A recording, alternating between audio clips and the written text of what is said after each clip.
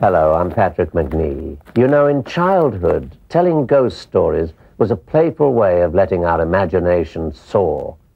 Young minds captured in a web of excitement, fear, and confused belief. Well, today, with the popularity of ghostly phenomena, it tends to raise a question.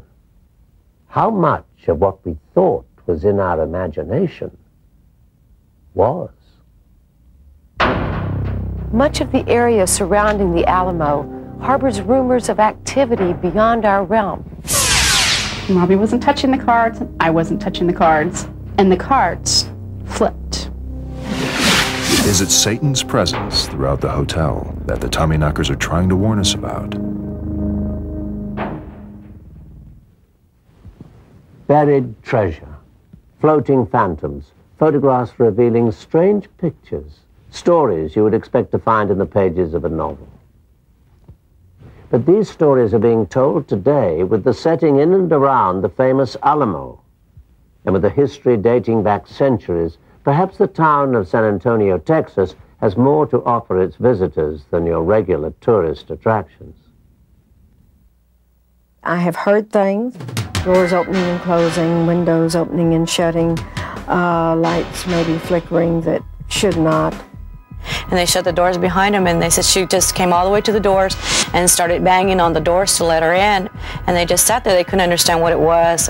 Here at night, it's real spooky at night, and there's a lot of weird noises at night you can hear, especially when you're by yourselves. She was standing watching us rehearse. Stayed probably 30 seconds to a minute, and then just very slowly disappeared. In recent years, San Antonio, Texas has become a favorite tourist destination. While this fiesta city is known for its beauty and cultural activities, there is the other side. A part of its history time has not buried, giving those who bear witness a chilling reminder that the past here is not dead. Remember, this is one of the oldest cities in America. The first Europeans, the first Spaniards arrived here in 1691, and before that, there were Indian encampments here for 10,000 years. This is a very heavily populated area since many years past. The most famous attraction in San Antonio is the Alamo, standing still as a reminder of the bloody battle between Texas and Mexican troops in 1836. The accounts of the final days at the Alamo remain controversial, but the result, a painful lesson for the hundreds that died. Much of the area surrounding the Alamo harbors rumors of activity beyond our realm. It's as though there's something out there, restless and lost, with a need to find shelter in a familiar place. It came exactly from this spot right here. Nowhere else except this spot right here. Ruben Mendez is an employee of San Antonio's Alamo Dome, a 5-level arena home to major sporting events and concerts. Since its opening, there have been numerous reports of strange ghostly activity occurring in and around the Alamo Dome. It was about at 4:30 in the morning, and we were doing a changeover for one of the basketball configuration setup. And basically what happened, we came from this area, this hallway right here, me and two other fellow co-workers, and we heard this kind of sound. The sound echoed throughout the halls, stopping and starting on the crew's every move. When Ruben approached the window, the loud rapping noise instantly turned into an eerie silence. Psychic Marie Simpson was called in to investigate. I saw the energy or the spirit of a young man who was on the outside of the building that I felt was trying to get in. I also felt the energy of a woman who had lived here many years ago. And I feel that she eventually died somewhere around here. And I feel that that's why I picked up her energy. Could the woman Marie is speaking of, in fact, be the same spirit spotted by a cleaning crew at the front entrance of the Alamo Dome one night? It was about 2, 3 o'clock in the morning, and they saw this, they said this woman just floating towards them, and she was wearing all black. And they just stood there for a while and watched her. The women couldn't believe their eyes. It wasn't until the dark figure neared the glass that they realized what was standing before them. But the belief that ghosts exist at the Alamo Dome is not only confirmed by the sights and sounds heard by witnesses, but by smell. In this case, lilacs. This seating right here is known to have its own little scent and coolness. That scent is so strong, but it only lasts 2 or 3 minutes and then it's gone. It's just like it was just never there. And then your hair stands up and you get goosebumps and you get chilled. The Alamo Street Restaurant and Theater has also reported ghosts of their own. Deborah Latham, the theater producer, is just one of many who have encountered Marguerite, a resident ghost of the establishment. I was in rehearsal on the stage here and looked towards the back of the auditorium in what was the choir loft of the church and saw a woman in a very long, flowing dress standing very nicely, quietly watching us rehearse. And she is more active here when our theater is active. When there's a lot of productions going on and a lot of rehearsals, at that time she's real evident. Marguerite has spoken to people here in the theater part of the building on several occasions, calling them by name, and other people have heard her. But Marguerite isn't the only spirit living here. She is accompanied by a little boy named Eddie. Eddie loves the kitchen. He loves knocking things around and breaking things in the kitchen. He just has a great time with all that. We have 2 photographs of the woman that we know as Margaret. Little Eddie appeared in one of those 2 photographs. And what's extra creepy about Eddie in the photograph is that he was not in the original photograph. The photograph was taken, was framed and under glass, and then Eddie appeared several months later. They want to be noticed. It must be frustrating to be completely unseeable by people. Wouldn't you want to do something to cause us to know that you were there and part of the family circle too? In fact, there was one local ghost that managed to get the attention of family members by persistently knocking on the wall. No one knew what was causing it. They put rat traps out. No, it wasn't a mouse, wasn't a rat. Well, what was it? And it kept rapping and tapping and tapping. And finally, maybe they've removed a whole panel from the wall. And there revealed were some little chamois skin bags of gold coins and some silver. The homeowners were amazed. Could something of the supernatural world have led them to this treasure? Who exactly was this spirit, and in which realm did it exist? I feel that some of them are not at rest. For whatever reason, they haven't gone on to another dimension, heaven, if you want to call it that. Some of them are possibly stuck here. Some of them possibly had a very close connection here. The locals claim that many of the ghosts wandering these parts belong to souls who died at the Alamo, and possibly to the widows and children they left behind. Whether or not this is the case, the spirits of San Antonio seem preserved in time, just like the Alamo. It was a typical California summer afternoon when Meta had her first visual encounter.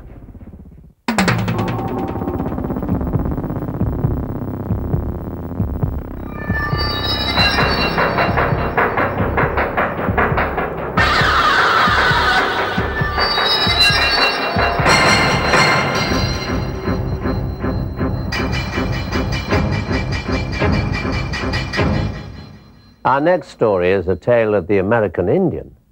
They worshipped the earth and considered the land sacred. But could their devotion have been so great that even today their spirits linger on as reminders and caretakers of the past?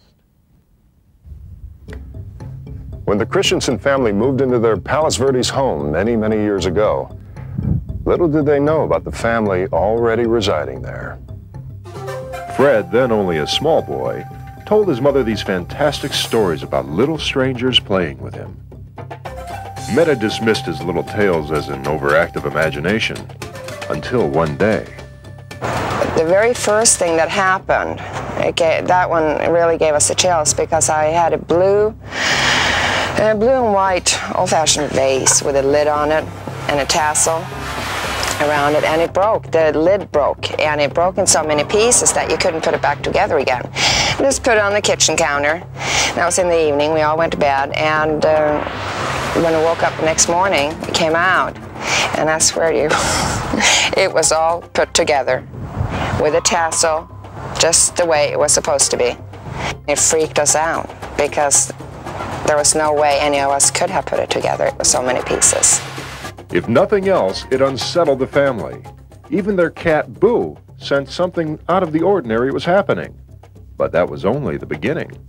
After that, it just started, things started happening. We would be lying in our bedroom, in our bed, and we'd hear the sliding door open from my kids' room, and footsteps coming out and stop in the middle of the room. We'd be sitting in the family room, and we hear the light switch in the bathroom going on and off. Blow dryers going on when no one would be near the blow dryer. Hangers moving in the closet. My thoughts were nowhere near any ghosts or spirits or anything like that. Although Fred's experiences were more vivid, no one really gave any notice to his stories. All children told incredible stories, didn't they?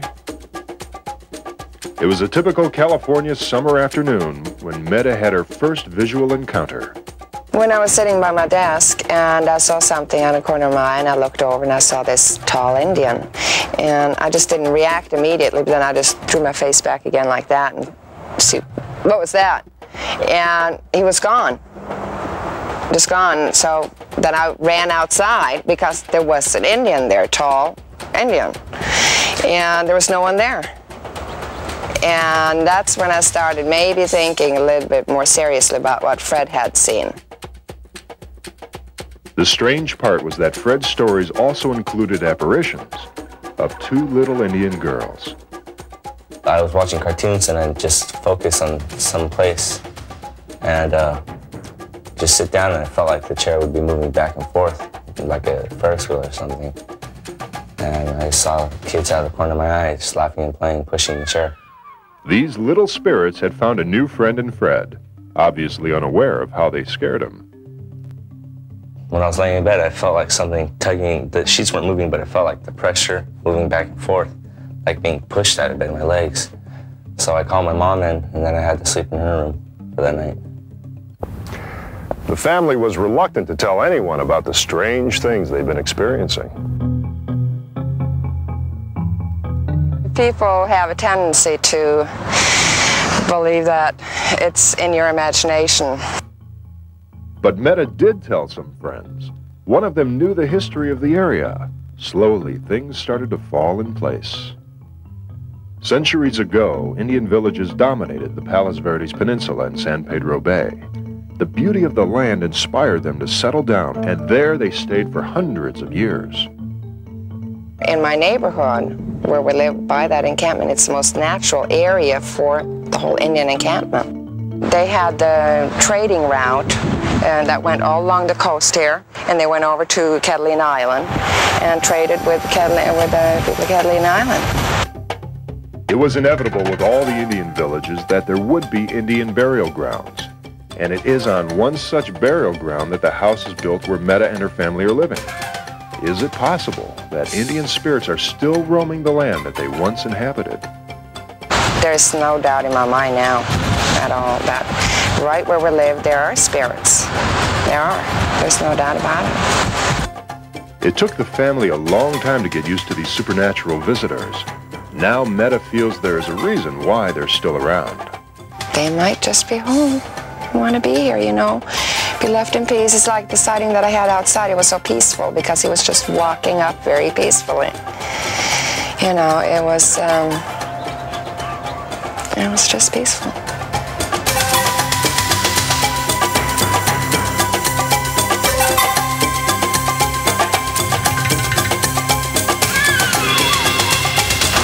Behind me, I heard the faint sound of crying, and the sound of the crying was coming from the gas chamber.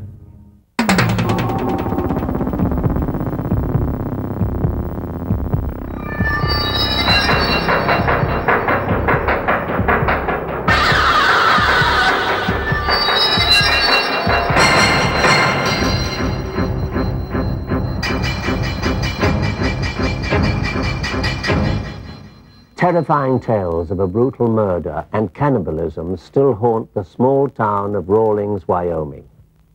Although the prison has been closed for the past 15 years, when we visited, we found witnesses who claim this prison is still open and housing former inmates.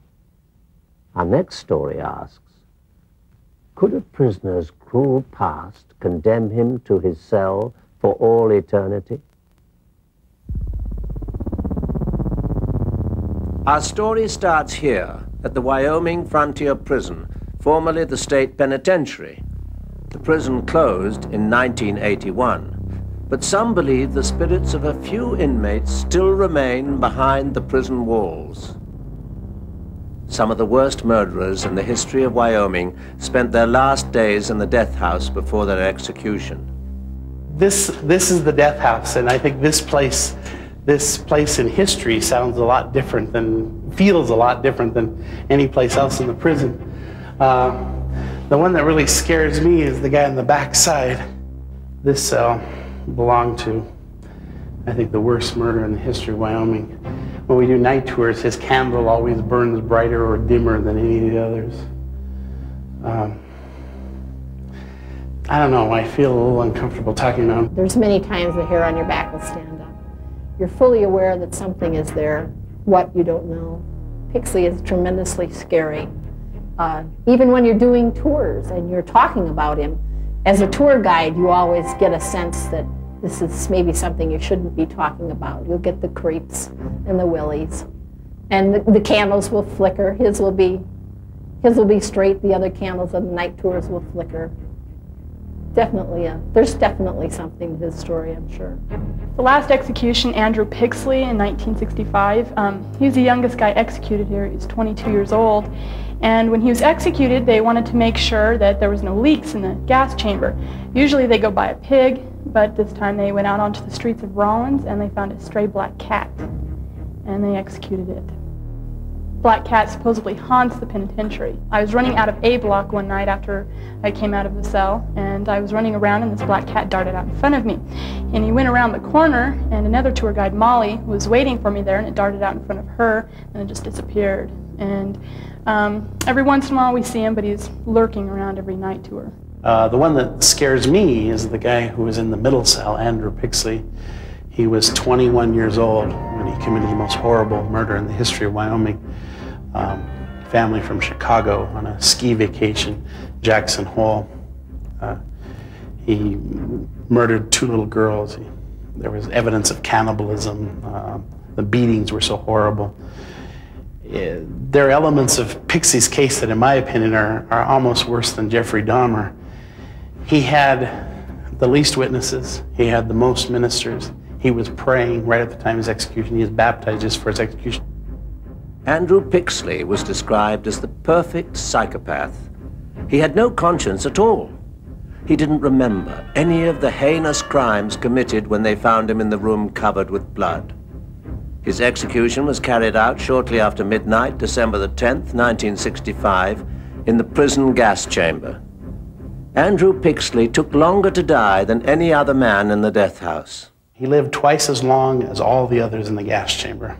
They say it takes longer to kill evil, and I'm convinced this guy was pure evil. And I mean, I'm not a big proponent of capital punishment, but this Pixley character, he scares me to death because the crime was so horrible. This is the prison gas chamber.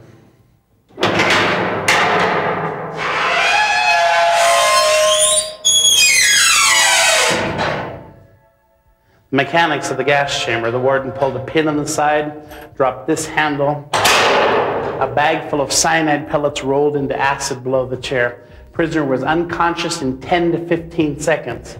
They were all dead within 3 minutes, except for Andrew Pixley. The witnesses were in the back room.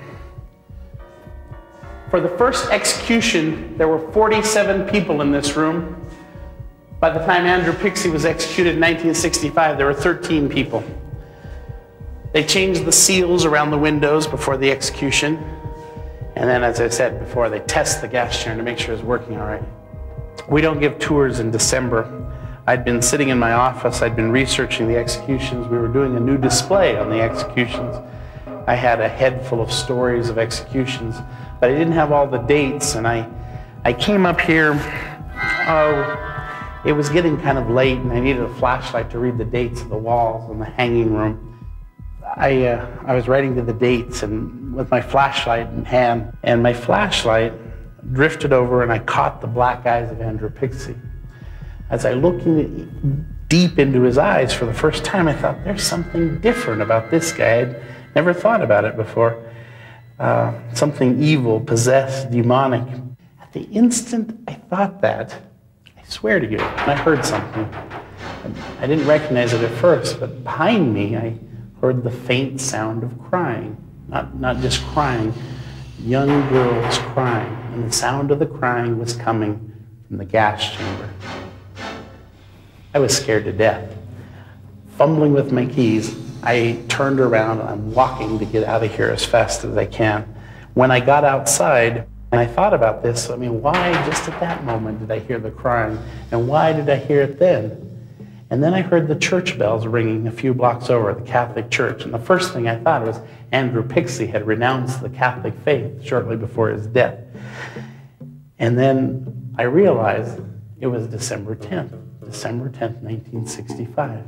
His execution was just a few minutes after midnight that day.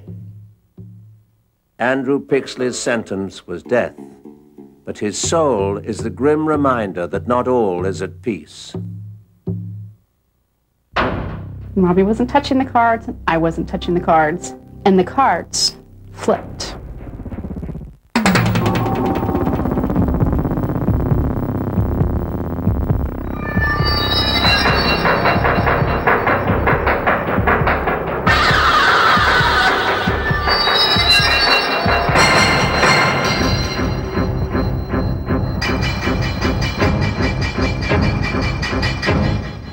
This story takes us to a small schoolhouse in rural California, where one small spirit finds comfort. Her tragic death kept poor Harriet from starting her first days of school, yet her spirit could not be stopped from enjoying those good old golden rule days. Let's watch. Noises, smells, movement of objects, and even discernible sensations. All normal happenings when people are around. But if people aren't around when these things occur, the phrase about things that go bump in the night becomes a haunting reality. Little is known about hauntings, only that most hauntings have no apparent reason or purpose, or so the experts claim. Our story might just prove the contrary. It takes us to a small school in Gorman, California. It's quiet out here now. The children are in their classroom getting ready to start the day. There's also a little girl you may not have seen, named Harriet. You can't see Harriet because she died over 6 decades ago. But everyone here at Gorman Elementary School believes her spirit lives on. We used to say that she lived up in the heater up in the corner of my classroom, and it would just bang. It was like somebody banging on a metal desk constantly.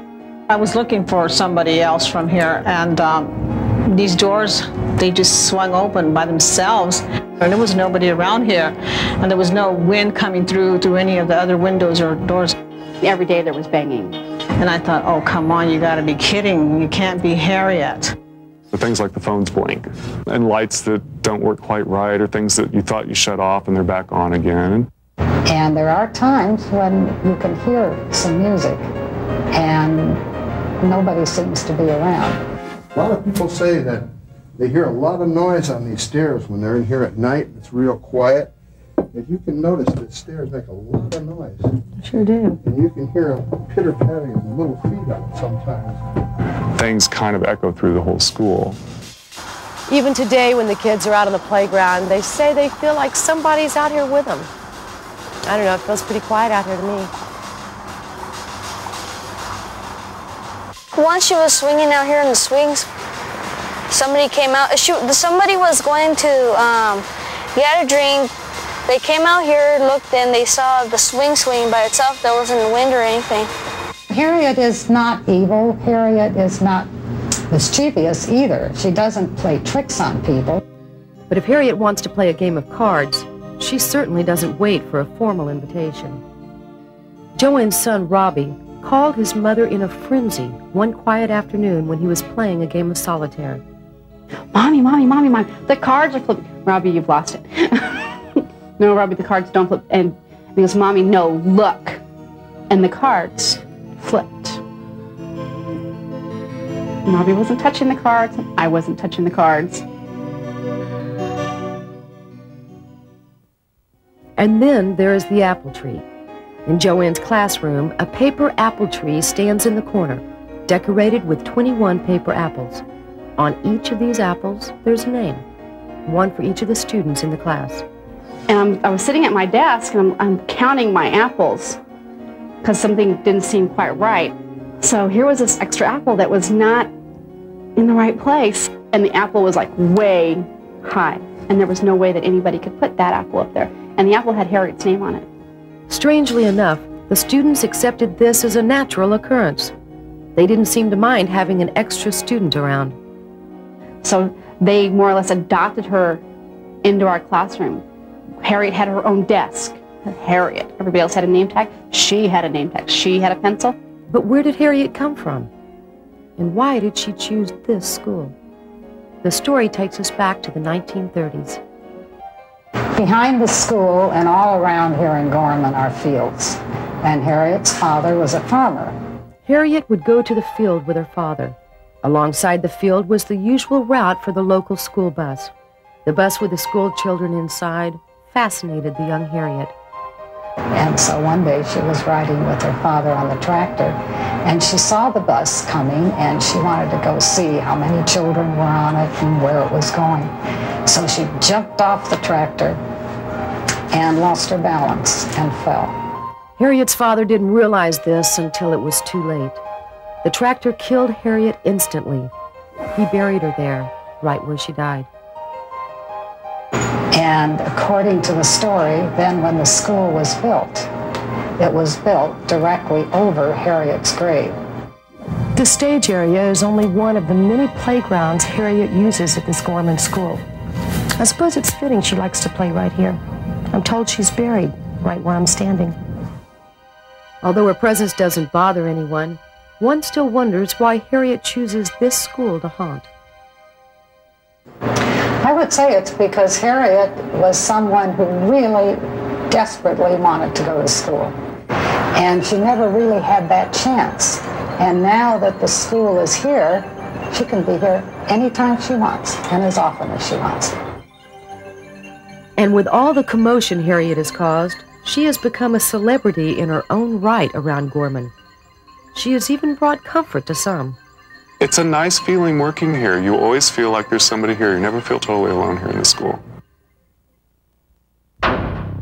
Turned out it was a human skull with ram's horns.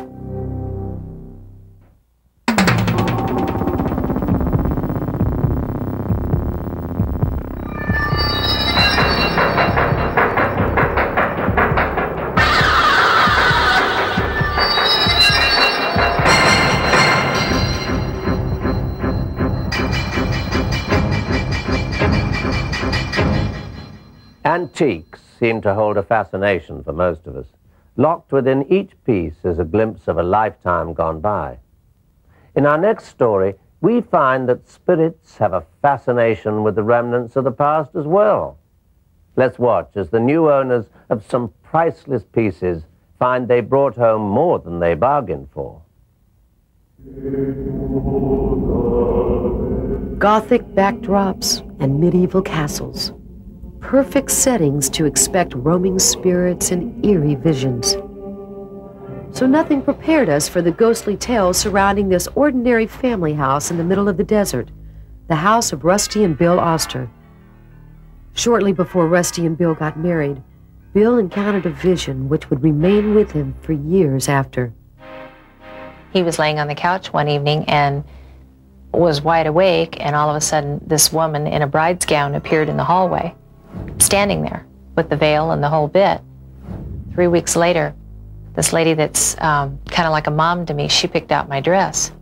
We brought it home, and when he seen the dress, he just freaked because the dress was identical, I guess, to what the bride was wearing. The same as what I've seen. It made such an impression on them that today the dress has a special place in their bedroom. But this was just the beginning of many bizarre happenings surrounding the family. And we used to have a jukebox that would go on and off, and it's like every night at 1 or 2 o'clock in the morning, it would slide all the way over and play Elvira. So whoever it was loved the song Elvira. And then we explained it, oh, it's probably Power Surges or something like that.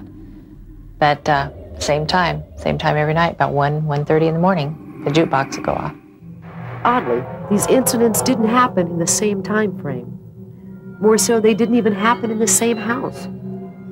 All of a sudden, this picture right here, nobody was near the organ or anything, come flying over this way right at him. It was like somebody just took it and heaved it at him. And he ducked and he's, grabbing his hands going, whoa, whoa, and he broke the fall, and it didn't break, but it hit the carpet. And he turned around and he looked at me and goes, did you see that? And I said, oh yeah, I saw it. And I started laughing, right? So a little while later, he goes on out there after he finished the table, and we set the picture back up.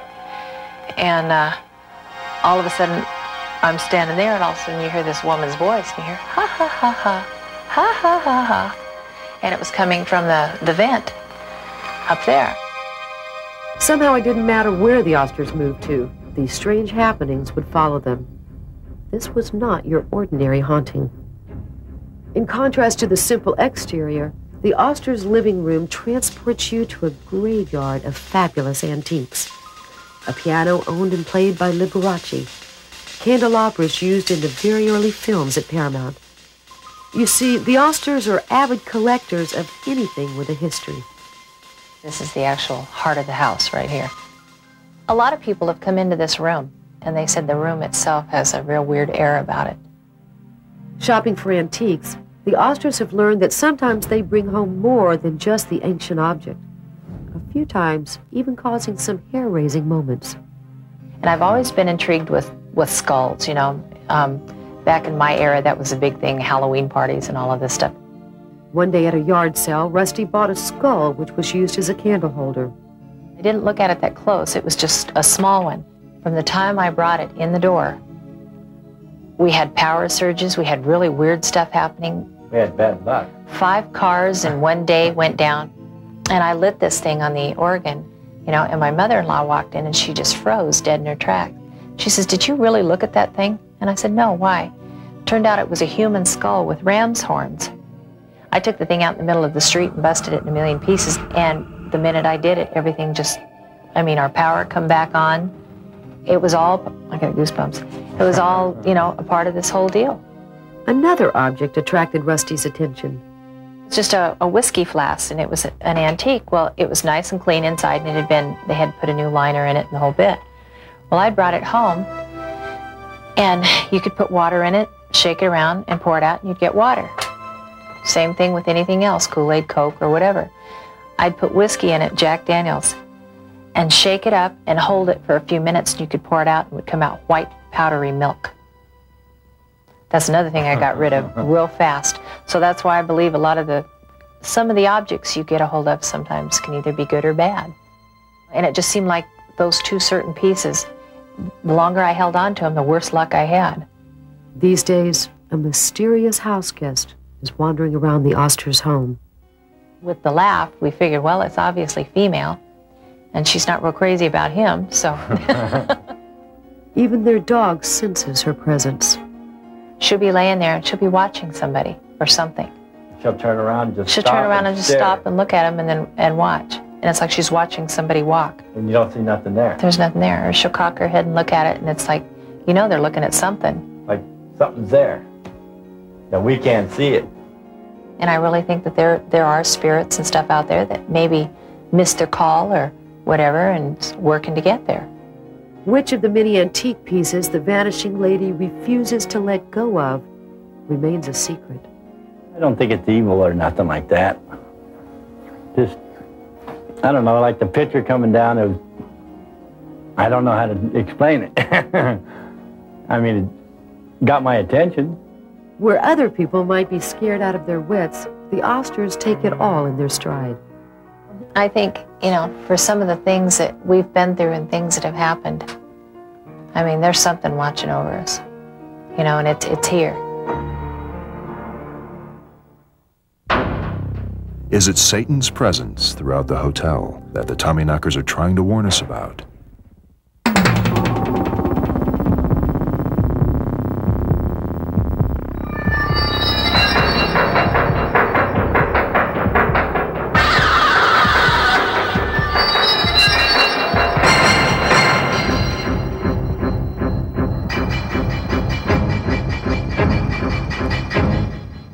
Many spirit legends are founded in the colorful and violent days of the Old West.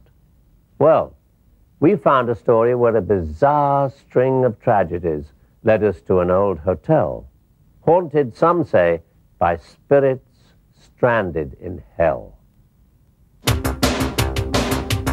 A hotel, a place of rest for the weary traveler, an escape from the rat race for the overworked vacationer, or for the unfaithful, a place to satisfy secret sinful desires. Each night in hotels around the world, hundreds of millions sleep in beds, not their own, without concern for who might have occupied the room before them, or what deeds, innocent or otherwise, were done there. If the room's walls could talk, it's certain we would hear many strange and disturbing stories, which would surely make us think twice before bedding down again in just any hotel. One old hotel we discovered in Northern California not only has its share of unsettling stories, but some say hides a horrifying secret as well. During the 130-year history of the Willow Hotel, it has caught fire and nearly burned to the ground numerous times. Following the most recent blaze, only the hotel's first floor was rebuilt. Legend has it that the fires are the work of ghosts. Spirits of men who died violently in a now-defunct mine shaft, which lies 100 feet beneath the ground, on which the Willow Hotel stands today. They're called Tommyknockers, and what they are is, years ago when there was mines, they had the men above the mines who sent messages down to the miners thinking there was danger, or if anything was going on, and they just did it in Morse code. It was the easiest way of telling them. One night, before leaving work, Allison believed she heard a ghostly message from one of the Tommyknockers. A few times I walked past the buffet, back and forth, you know, just doing my closing shifts, and each time I would hear a tapping. This ominous tapping occurs in many places throughout the hotel, but as yet, no one has managed to decipher the messages the Tommyknockers are trying to communicate. Former hotel guest Vicki Neal believes they're attempting to warn us about something monstrous which Vicki herself has already encountered twice while at the Willow. The first incident occurred in the ladies' room of the hotel's restaurant. I was just getting ready to walk out of the bathroom and I heard this, it was the most evil, most hideous laugh I had ever heard in my life. It was like a man laughing at me. And he was right there in the stall with me. I mean, it was just very bizarre, and it was just like an echo. It was as if someone had like an echo machine right there next to me or something. It was just like, like that. And it scared me. It was like, get me out of here. I don't want to be here. I don't want to come back. But she eventually did come back, this time armed with a camera and a friend who photographed Vicki in various parts of the hotel.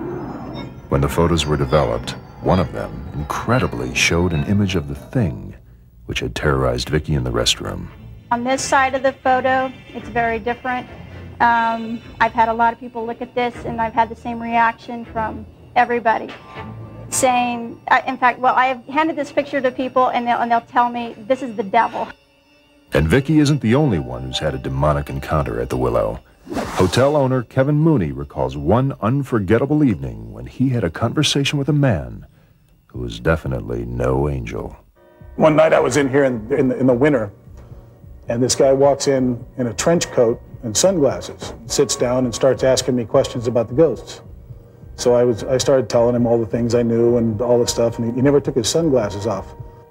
The man in the dark glasses had a sinister quality, and Kevin became increasingly nervous as the menacing stranger continued to probe him with questions. I started getting a little queasy. I said, well, I'm going to close it up now. And he goes, why, you getting scared? And I said, yeah, to tell you the truth, I'm getting a little queasy. So he said, okay, and he left. After making sure the man was gone, Kevin locked up. I turned off all the lights and I go out the back. I go to go out the back door, and there's these two red eyes. I mean, just beating through the door, and I just put my head down and went running. Kevin ran to another exit, but the door was jammed shut. It felt like probably 5 minutes that it didn't open, and you know, it's probably 5 seconds. But I'm just making those noises, and I got out the door, my heart pounding. Outside, Kevin checked to see if the frightening vision had followed him.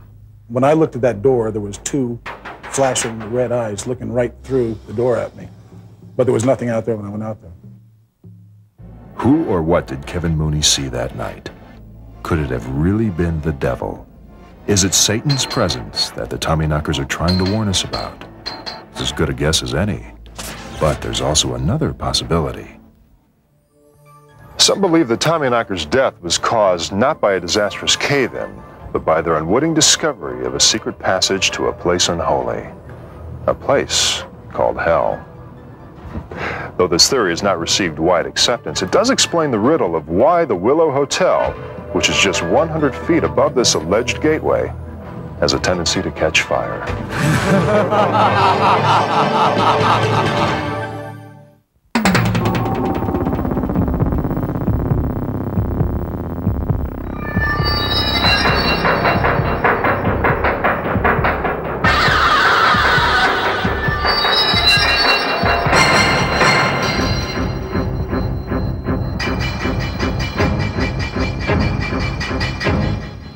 Stories like the ones we shared today are merely the tip of the iceberg. There are many more out there.